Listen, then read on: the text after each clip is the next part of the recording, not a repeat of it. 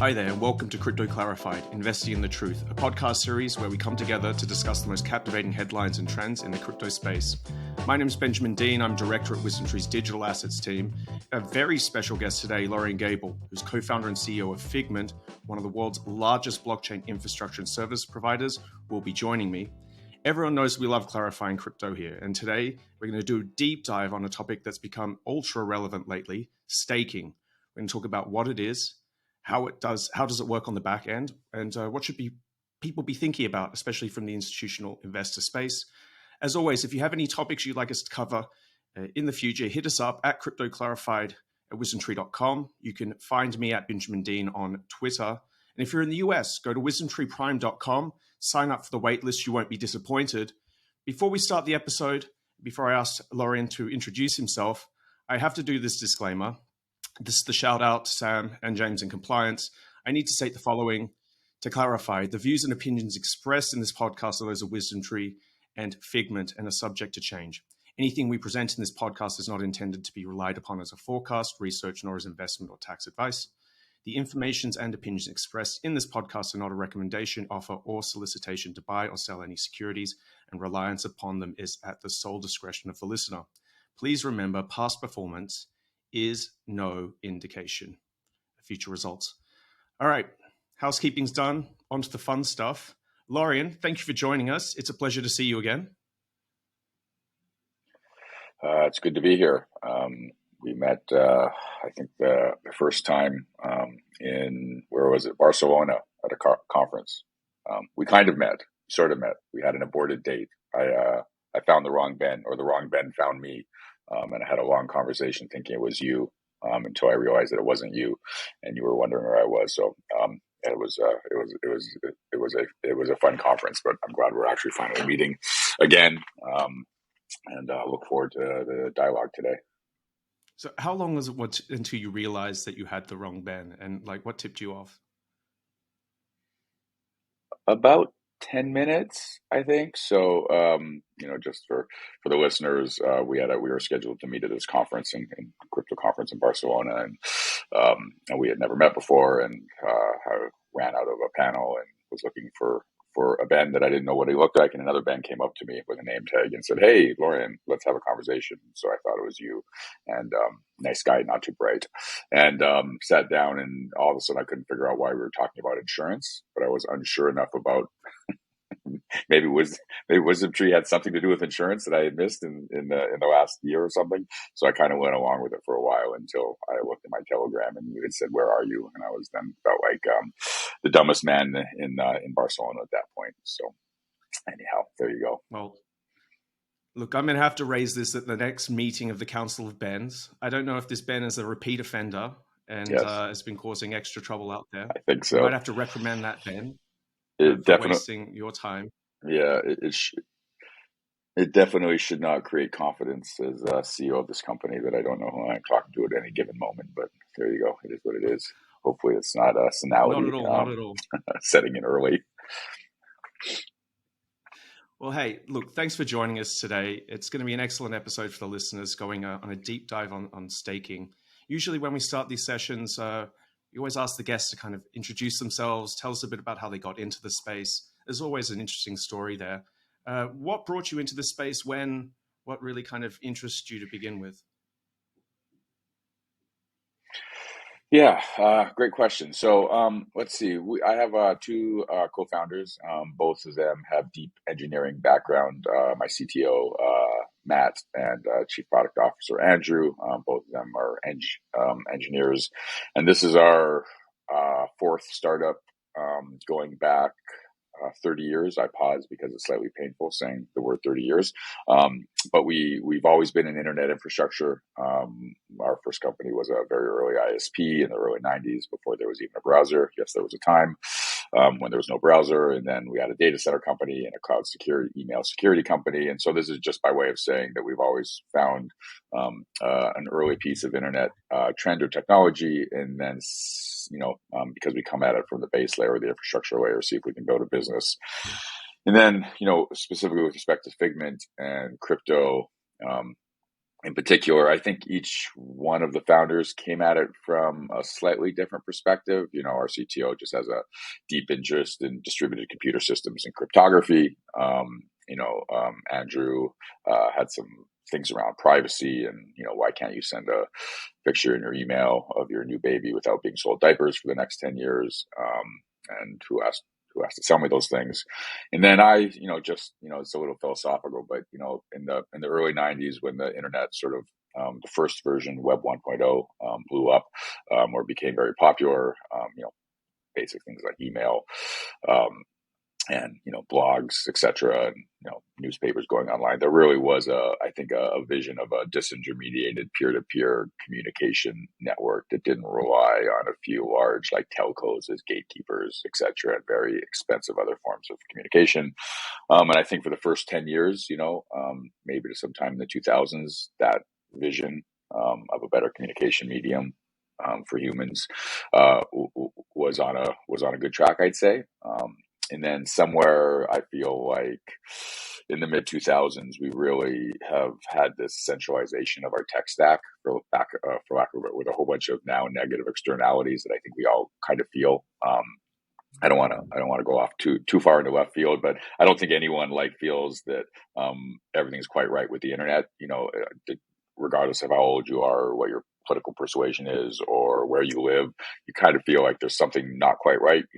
Google's making billions of dollars off your data. You didn't really agree to it. I mean, technically, you probably clicked something, but you actually don't know why that's the case. And you have these really antisocial algorithms on social media that, you get angry after reading Twitter for 5 minutes. It's kind of weird. Down the list, you have a pretty centralized financial stack. If you think about the power of a couple people at the Fed who utter some bad adjectives and moves trillions of dollars of markets because, I don't know, you tell me why. It's kind of like the Pope saying something on Sunday. Nothing against the Pope. I love the Pope.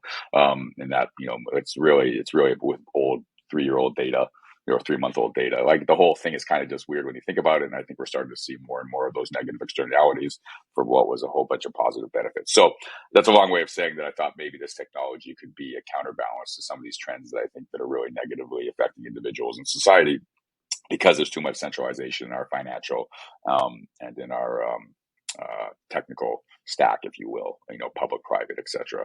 So we're not anarchists. We serve mostly institutional clients and large token holders. But I really do fundamentally believe that if there's going to be some hope of having some more balance in how we interact with the internet, this is a technology that might do that in the future. So it was a long way. So that was my intellectual interest. You have to have something other than just wanting to make money as a reason for doing something. And I think that's how we all came to this space. That was a long answer to your very short question. But that's how we got into space. And then when in 2017, 2018, we looked at a bunch of different areas. One of them, was like Bitcoin mining, and we're like, it's kind of boring. It's intellectually uninteresting. And right around that time, something called proof of stake, which we'll talk about, was being considered as an alternative way to run blockchains.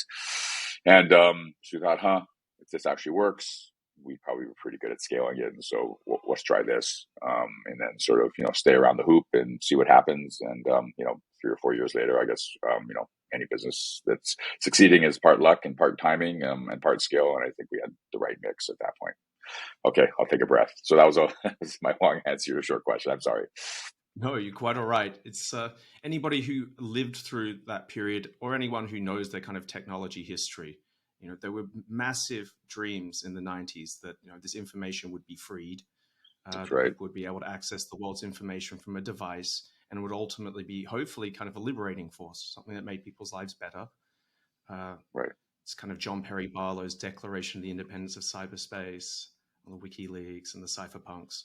And yeah, as you say, something along the way. A great man. We miss it. We miss him. We miss him dearly. Yeah, he was I met him a couple of times. He was a really forward, visionary thinker. So yeah, and mourn his loss. So I'm often around clients, and I have to explain this history to them. They don't know Phil Zimmerman and PGP in the 90s and things like that. The other one is like Tim Wu, a professor at Columbia University. He wrote a book called The Master Switch, which is all about kind of how new technologies emerge and are usually quite distributed, right? And then over time, as the industry grows, matures, it's either co-opted by the incumbents or it just centralizes due to kind of a few winner-take-all dynamics. And we've totally seen that play out.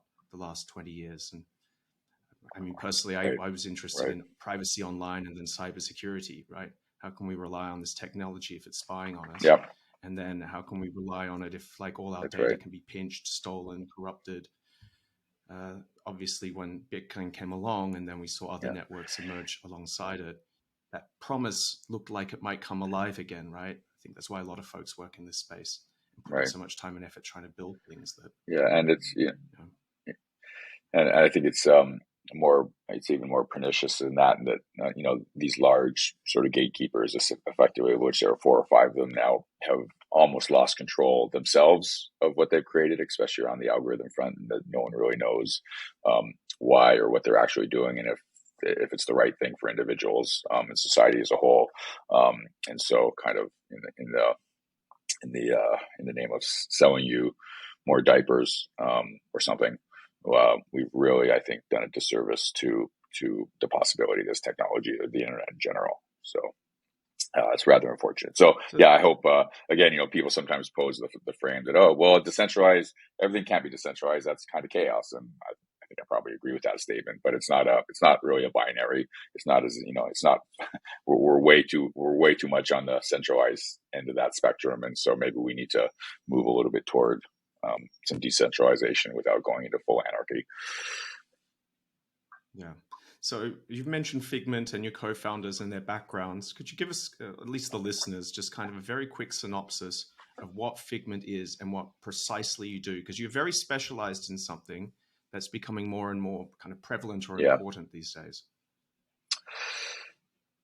All right. Before I sort of answer that directly, I have to do some definitional work. We do something called staking, and staking, unfortunately, is poorly defined, despite our best efforts over the last few years to actually define what it is. Staking, and this is bad from a regulatory perspective, and then generally customers aren't exactly sure what we're talking about all the time. So staking can mean a lot of things within the digital asset world. And so it can be like liquidity farming. It can be your yield farming, liquidity provision. It can even be centralized lending is sometimes referred to as staking within the industry. Well, what I'm talking about here is protocol staking very specifically. And that's very different from all those other things that I just talked about. And so to take a step back, there's really 2 ways right now you can think of it as an operating system for blockchains. So you have something called proof of work, which powers Bitcoin. This is not anything I'm talking about isn't a negative statement about Bitcoin or proof of work. They're just 2 alternatives to accomplish the same goals, which is how you organize and run a decentralized protocol. So Bitcoin famously runs on proof of work. It's very secure. It's never been hacked. You have these big data centers that consume a lot of electricity and computing power. And essentially you have these miners who compete to maintain and produce and process transactions via computing power and electricity. Some people have ESG concerns about that. I think they're personally a little bit overblown, but that narrative is out there.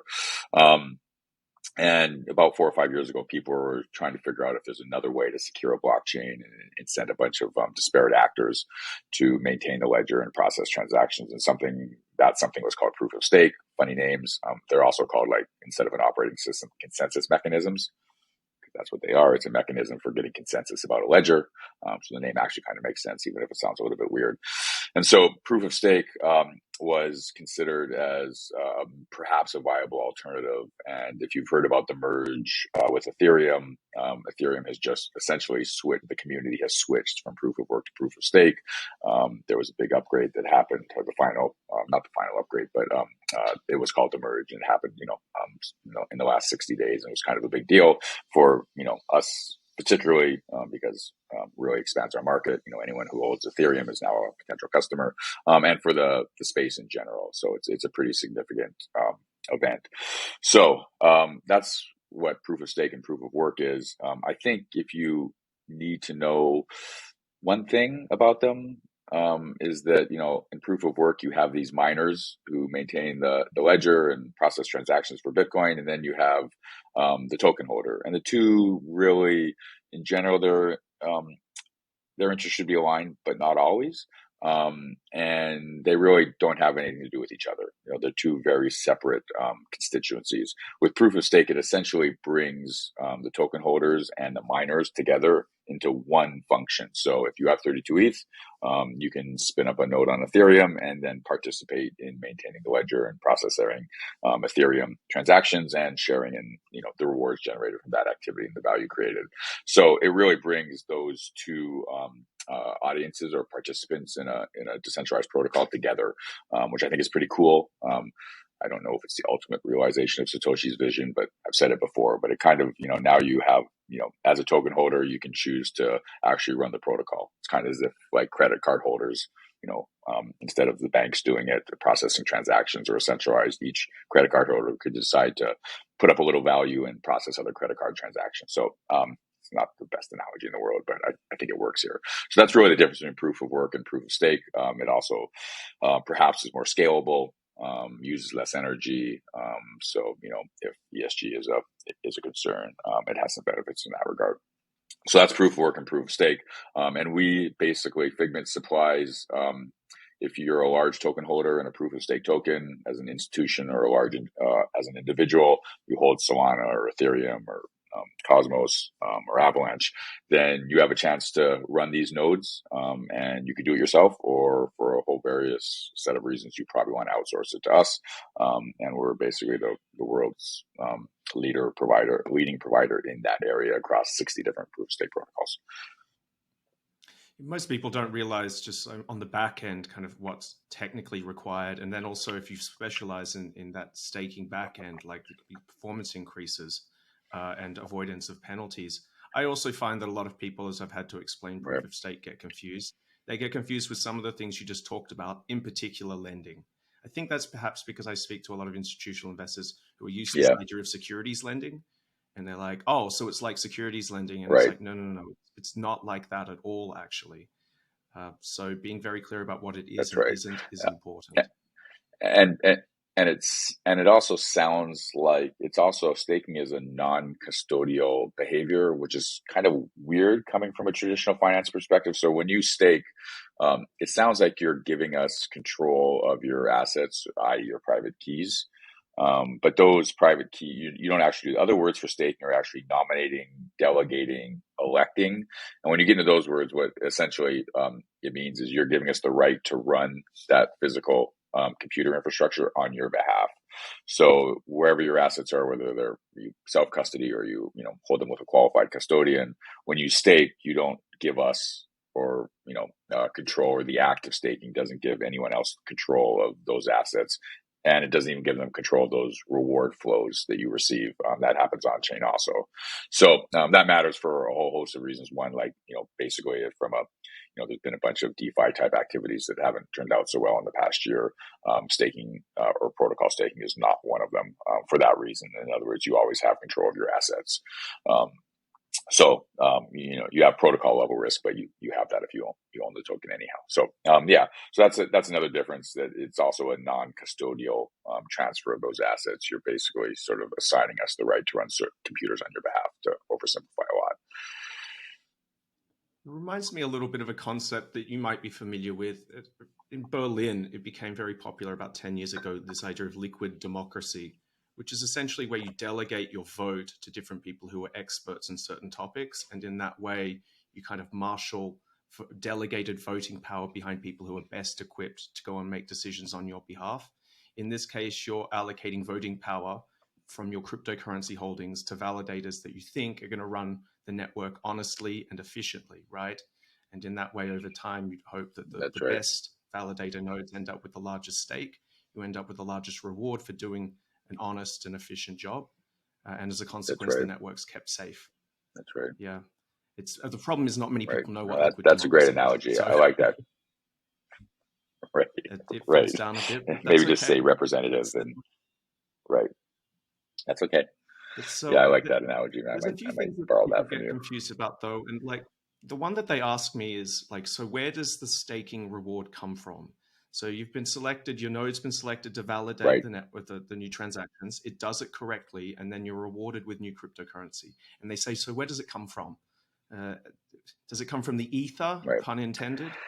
So and it does a little bit, that's right? right. Um, um, yeah, sort of.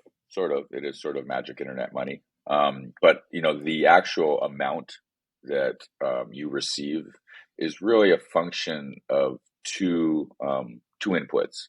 So one is the protocol pays a rate to maintain the ledger. This is sometimes referred to as inflation internally. It's a bit of a misnomer, or slightly confusing, but essentially there's a set of built-in economics which incent people to lock up their tokens to stake them, and essentially add computing resources, and provide security to the protocol. And in return for the next block, they essentially earn a fee for that, and that's built in. It's in the protocol. You can build financial models around it to determine what it is be. And that number, generally speaking, goes up and down depending on what the rate of staking on the protocol is. So if there's 10% of the outstanding tokens are staked, that number will generally be very high. Well, like, I don't know, 10 to 20%. If 70 or 80% of the protocol is staked, then that number might be, and again, this is really network or blockchain by blockchain. So don't hold me to these numbers, but be much lower, maybe 4 or 5 or 6%. So really, there's a set of internal mechanisms built into the code, which incent people to stake those assets in return for additional tokens going forward. That rate fluctuates based on the amount that's staked. The other input is essentially gas fees, which are transaction fees, which are usage. So if the protocol is being used, broadly speaking, those fees will be higher and you'll earn more. If no one's using the protocol, then they'll be lower, and the people who are staking will effectively earn less. So those are really the two things to determine, and the rates for this are all baked into the protocol, and you can build financial models around it, with a host of assumptions, and we do that, in fact, on behalf of our customers, etc. So I hope that's clear as mud, but that's basically why you earn token rewards and what you have to do to earn those and what affects that rate. Great. That's excellent clarification. Totally on brand for Crypto Clarified. I'm sure people appreciate a concise, clear to understand explanation. Hopefully we've clarified it. Yep. There's another piece here that I find confuses people as well. And it's actually one of the reasons you might consider having a specialist try and manage this for you. And that's slashing. So staking sounds like something you do to vampires, right? And then slashing sounds like something out of a Halloween movie. Yeah. I mean, Halloween's coming up, so it's kind of seasonal here. But slashing is something that I see freaks people out. Whatever it is, it's not good. Yeah, right. Like, I don't want that. Now, how much of how likely is that? Under what circumstances can that happen? And should people be freaking out about slashing or other kinds of penalties that can be inflicted upon them if the validator node doesn't do its job? Right. So there are two things that can go wrong if we don't do essentially our job on your behalf if you stake to us. One of them is misrewards. And essentially that is like effectively a lower rate of return if our servers are offline, to oversimplify a little bit, but basically that's it. So that kind of correlates to uptime, broadly speaking.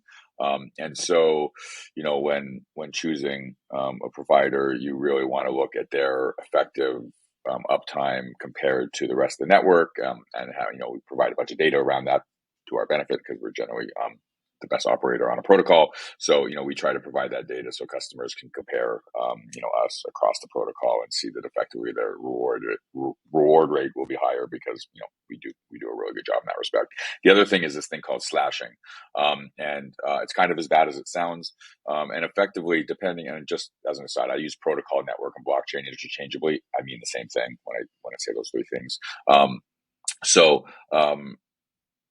Some protocols have something called slashing, and effectively that's the equivalent of a double spend. I tried to spend a digital asset twice. In this case, it's called double signing, or trying to it looks like you're trying to fork the network, which is very bad. The blockchain doesn't like that.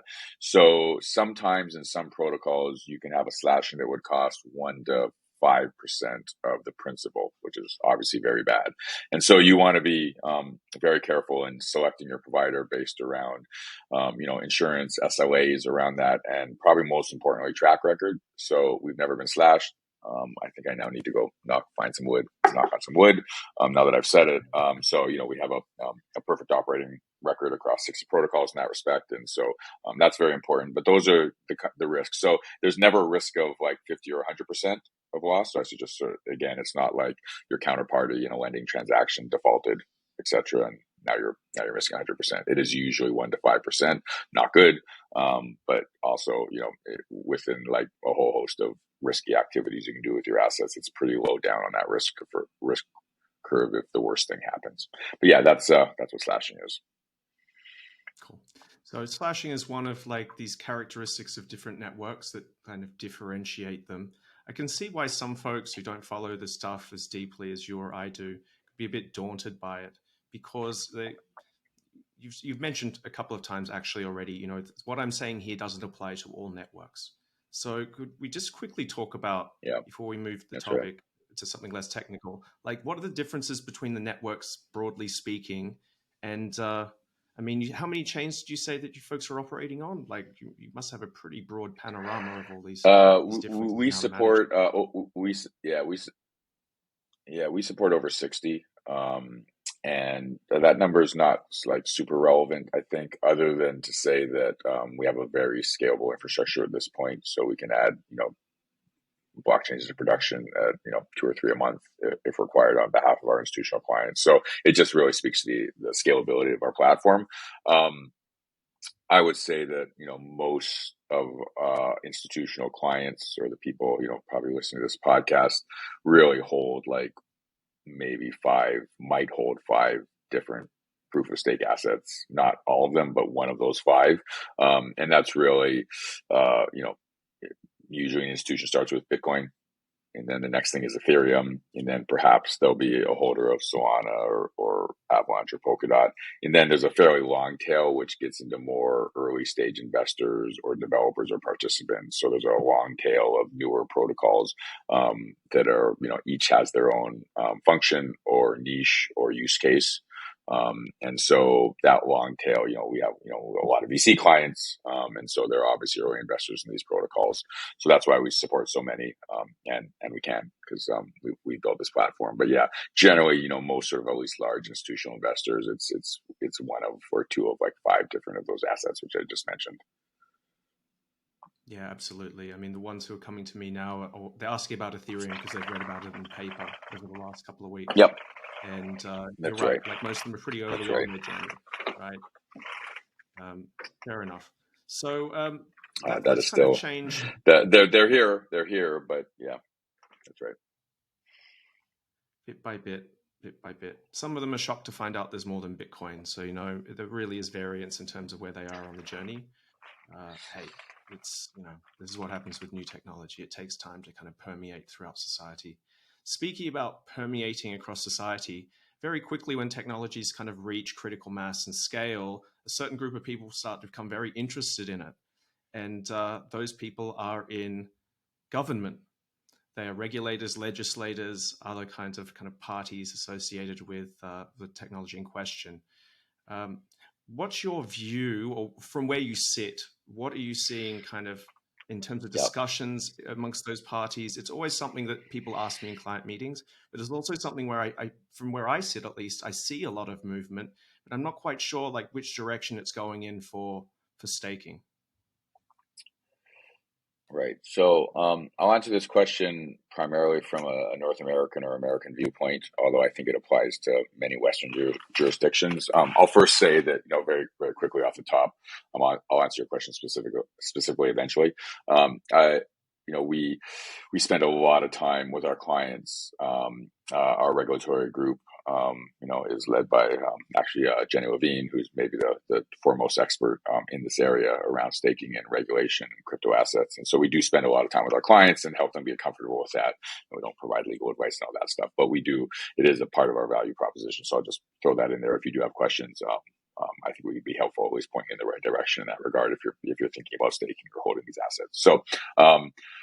So big picture, I think we are limping our way to a less than perfect regulatory framework that will be usable by most individuals and institutions in 3 to 5 years. I think, very high level, it's too late to ban these assets, or they're not going to be banned, at least in the West. In the US, the cat's out of the bag, so to speak. Now, it would be great if our fearless leaders in government actually had a theory of the case, saw this as a competitive technology, set up, sandboxes for experimentation while still protecting consumers, and really had a theory of the case, rather than what I think is very often you'll have, someone who gets an idea that either a crypto asset is bad or the space is bad or good, and then you'll have one piece of legislation or a regulator talking off the cuff that this is bad and this is good. Like, there's very little cohesive view, I think, in most governments about the promise of this technology, which is really unfortunate. Fair to say our governance is probably broken in that respect at a society level. But I think we'll get there. I don't know. What's the Winston Churchill saying? The Americans will do the right thing after they've tried everything else. So I think we'll probably get there. It'll be imperfect. It would be great if, again, we had some leadership in this area, because I think it really is an important technology for our competitiveness and for the benefit of society, etc. But we'll get there. So I think that's kind of the long-term view of regulation. It really would be. I'll be careful what I say. It really would be good if the regulators actually did their job and made rules, rather than going on TikTok or whatever, and talking. If they spent less time giving interviews on financial networks and tweeting, and actually did their job and made rules that people would work with, they should do that. There's been a lot of, I think, enforcement regulation by enforcement, which is just not your job. You're hired and employed by the citizens to effectively regulate an industry and allow it to grow, and you're not doing that. So eventually you'll lose your job if you do it. So I really think the regulators have an obligation to educate themselves. That's why they exist, protect consumers, and actually write some rules that are workable. There's an act of Congress in the U.S. There's lots of court cases. There's a whole administrative rule book that they should be following. And, in many cases, they're not actually doing their jobs. So eventually they will, because they'll be out of a job if they don't. And we'll get there. But that's kind of where I think the current state is. Now, with respect to staking in particular, again, we don't really sell to consumers. We're not offering some weird high yield rate or something like that. There hasn't been any significant I guess blow-ups or anything where something has failed on the staking side. It is very different from, again, a host of those other activities which we talked about, some of which didn't turn out so well, like the centralized lending activities. So staking itself is, I would say a little bit below it's not number one on any regulator's list, because there hasn't been any consumer harm. It continues to be an activity, which is, again, there's no investment of money when you stake. You're not giving up your private keys anywhere. So I just think from the risk of this activity is really low. It doesn't really have the nature of a security, because you're not really investing money. You hold onto your keys. You have the asset anyhow. Now, whether the specific token is a security or not, I think that's an open question. Ethereum and Bitcoin are not, or at least have been said to be not. And that's a separate question. But the act of staking itself is not a security on just the basic sort of, when you look at the tests of what it is. So that's kind of where we're at. That's from a broad view to specific around staking.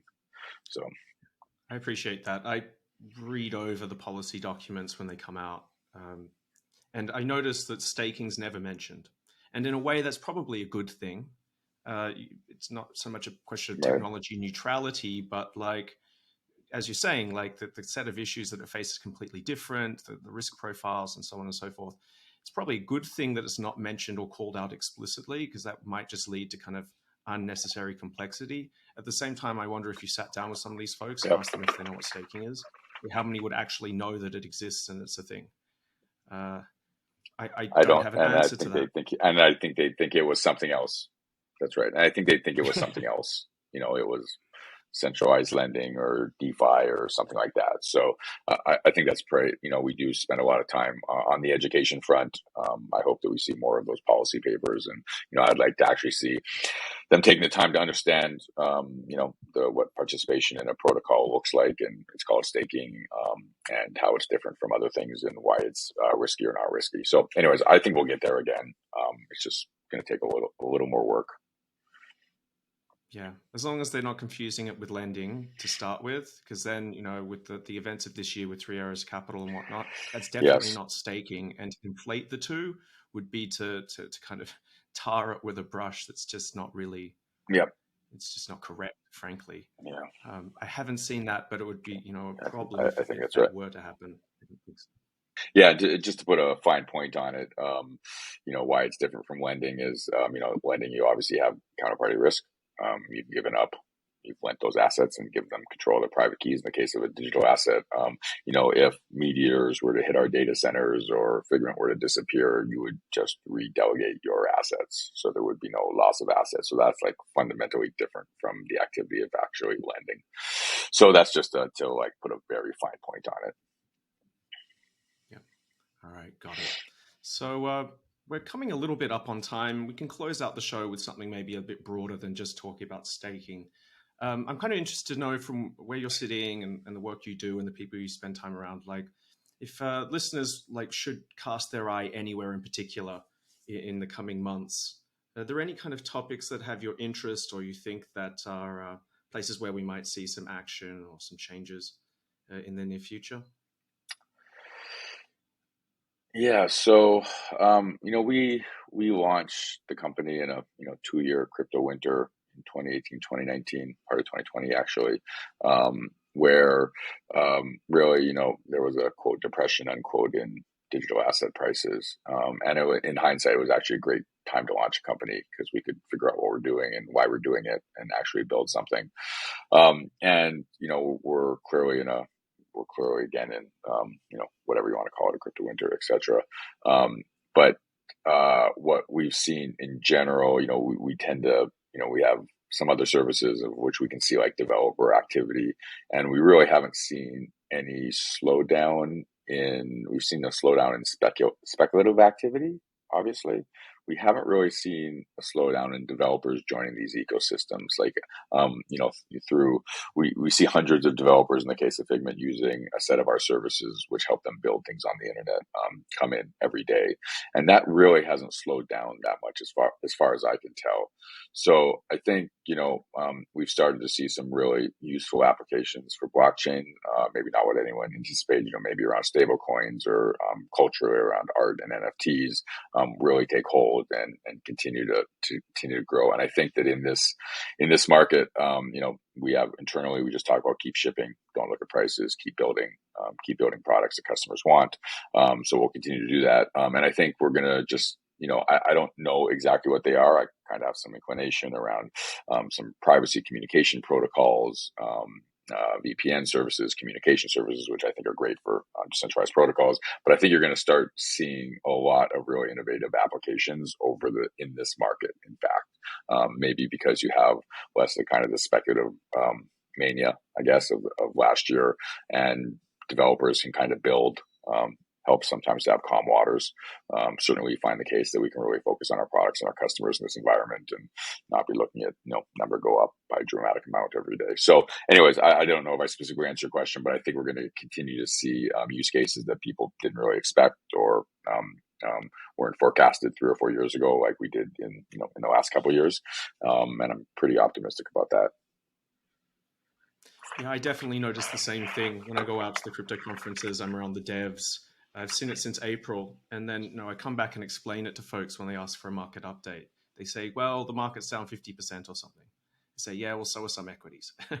But then I say to them, if you go out and meet the people who are actually building the technology and building companies on the technology, they haven't slowed down. The venture capital hasn't really slowed down. But more importantly, those folks are still out building it. It reminds me of 2018 when I used to go out and meet what now are called the DeFi devs, when they were building their V1s of things like Uniswap and Aave. And, they just love building stuff. They would do it whether they were making money in it or not. Yep. They're not in it for the money. They're in it because for the reasons you mentioned earlier on, they've got this vision of a more decentralized web instead of internet infrastructure, but also because it's a certain personality, right? Like some people just like to build things and solve problems. That's right. And you couldn't stop them if you wanted. Absolutely. So we're seeing a lot of incumbent organizations now hiring heads of digital assets. They've realized this technology is potentially very disruptive to their business models. They're not sitting there and saying like, that'll never work, it's too expensive, nobody uses it. They're now saying, what are we going to do in response to it? Going back to what we were thinking about at the top, like this idea that the internet was meant to be this decentralized force for information access and interaction, and then it was consolidated into big tech. Do you think now, like, we're maybe at the moment where we risk actually that repeat of history, essentially, as the incumbents now start to try and come in and co-opt the technology? Yeah, so great question. I think, that, I don't know if that's an iron law of technology. Maybe it is, but I have to say it's very hard for incumbents to make that transition, and usually don't. So, I guess, IBM and Microsoft still exist, but they're not dominant in the way that people thought they were or were concerned about at one point in time, right? So I think that, institutions, whatever they try to do, and they'll try to, sort of fight the flank. I don't think it really matters. Like, I just think that the nature of the technology will determine that. Not whether institutions are interested or want to participate in the space in a certain way. Like, I think if, Twitter or Google are going to be disintermediated, they're going to be disintermediated. And it doesn't matter if they have like a digital asset person. I mean, they'll all try, but it doesn't really make a difference. So I think that's pretty consistently been the history of new technologies. So there's a whole set of, there's a whole set of incentives about the innovator's dilemma and all that good stuff. So I think that exists here also. Yeah, dust off Clayton Christensen's The Innovator's Dilemma, and you could read that.